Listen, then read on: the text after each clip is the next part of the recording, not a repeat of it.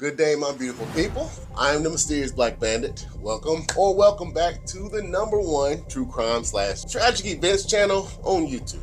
Before we get started, go ahead and do your boy a favor. Hit that like, subscribe, and turn on those notifications so you don't miss out on any of these good videos. Once you've done that, let's get to this thing. In May of 2017, in Fulton County, Georgia, 42-year-old Nicole Gordon and her boyfriend, 38-year-old Jerrontae Cain, were headed to his mother's house for the evening. On their way there, Jerrontae becomes very irritated with Nicole and they begin to have a fierce argument. Then all of a sudden, Nicole hears a loud noise and shattered glass started to hit her in the face, but after that, everything went blank. After a few hours had gone by, Nicole had kind of regained consciousness, and the first thing she noticed was the outline of her boyfriend, but when she looked around, she realized that she was in the back seat of her boyfriend's car. Now, despite her memory loss, she remembered that they were driving her car at first, but after that, everything else was blank. So she questions her boyfriend to see what happened. He tells her that she crashed her car and the impact knocked her out, so they had to change vehicles to get to his mother's house so she could help clean and take care of her. Now, from the looks of it, Jerrontae seems to be one of those type of people that when they get in trouble, they run back to their mothers for help, but anywho, during the ride over to his mother's house, Nicole loses consciousness again, so when they arrive, Jerrontae takes her inside and props her up on the bed so his mother could help clean and bandage the huge gash she had above her right eyebrow. Now, Nicole was fading in and out during the whole process, but when she finally regained full consciousness, she just kind of sat there to grasp what had happened to her, but then she looked down and seen her shirt was covered in blood. This is when Jerrontae's mother tells her that her and her son were in an argument, and as they were shouting at one another, she wrecked the car, and this is why she had shards of glass everywhere.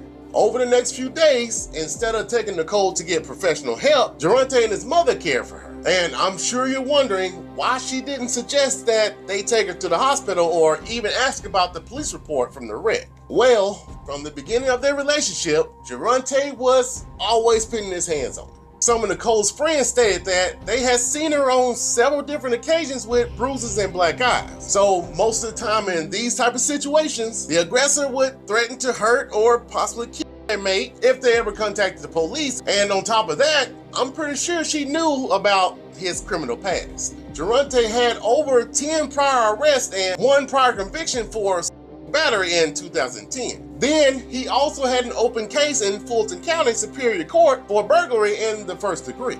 Now, after staying at his mother's house for those 2 days, Nicole was allowed to go home, and over the next few weeks, she tried to piece together what exactly happened to her, but just couldn't come up with anything. So she just went with what her boyfriend and his mother initially told her. As time went on, Nicole's symptoms continued to get worse and worse. When she talked, her speech was slurred, she couldn't even remember things that had just happened, and she was suffering from these massive headaches. Almost a month after the incident, Nicole had a friend come visit, and when she talked to her, her speech was so slurred, her friend could barely understand what she was saying. So her friend asked her, "What happened to you?" And Nicole tells her the situation, but when she told her that she hasn't seen a doctor yet, her friend demanded she come with her to the hospital.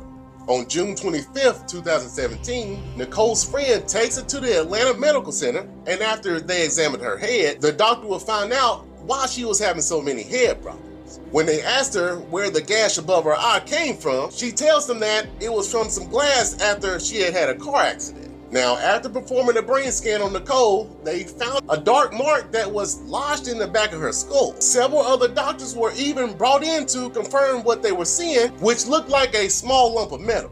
After seeing this, the doctors became a little suspicious and alerted the police so they could come and investigate this incident.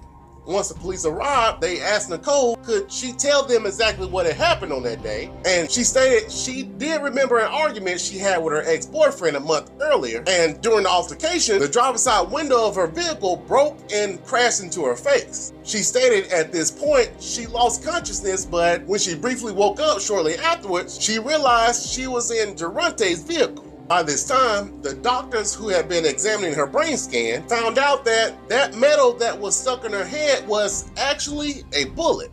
Now, while Nicole stayed in the hospital to recuperate, the investigators went and questioned Jerrontae and his mother. When they finally talked to them, Jerrontae admitted he was there at the time of the accident and stated Nicole was a hysterical alcoholic who had drunkenly crashed her car into a gate, another vehicle, and a tree, causing the driver's side window to smash and cut her face. He then told them that after the accident, he tried to get her to go to the hospital, but she refused to go.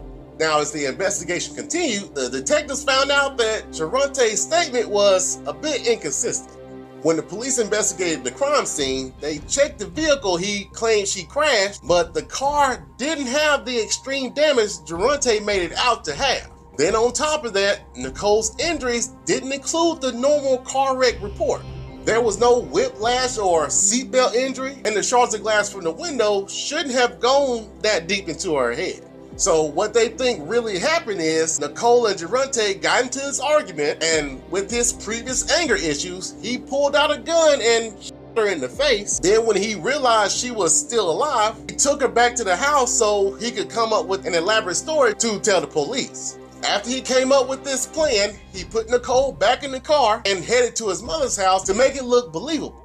Now, to his advantage, Nicole didn't remember anything, so once they told her that story, she actually believed it. In July of 2017, an arrest warrant was put out for Jerrontae, and he went on the run for almost 2 years, but after an anonymous tip came through Crime Stoppers, the police was finally able to locate him.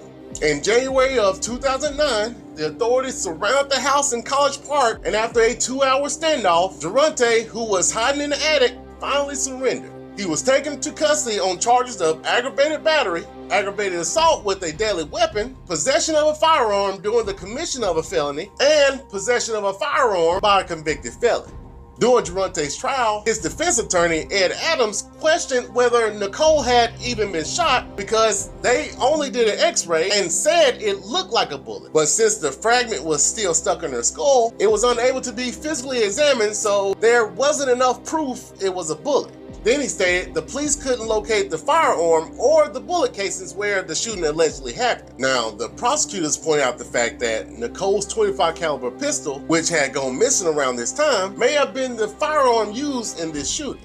Nicole told the detectives that Jerrontae knew exactly where she kept her pistol, and during a phone conversation with one of the family members, Jerrontae stated it was her gun though.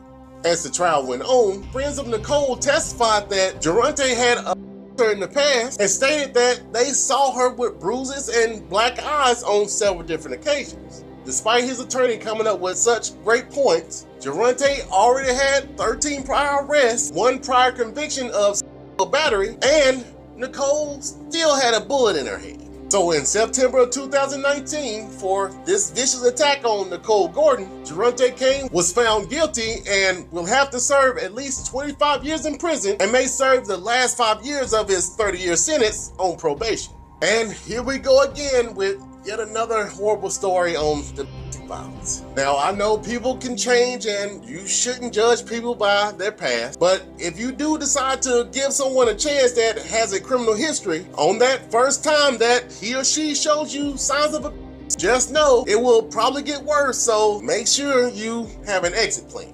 All right, family, that will do it for today. Thank you all so much for your support. If you don't mind, go ahead and do your boy a favor and hit that like, subscribe, and turn on those notifications. I hope y'all had a wonderful, wonderful day. And until next time, stay mysterious, my friend.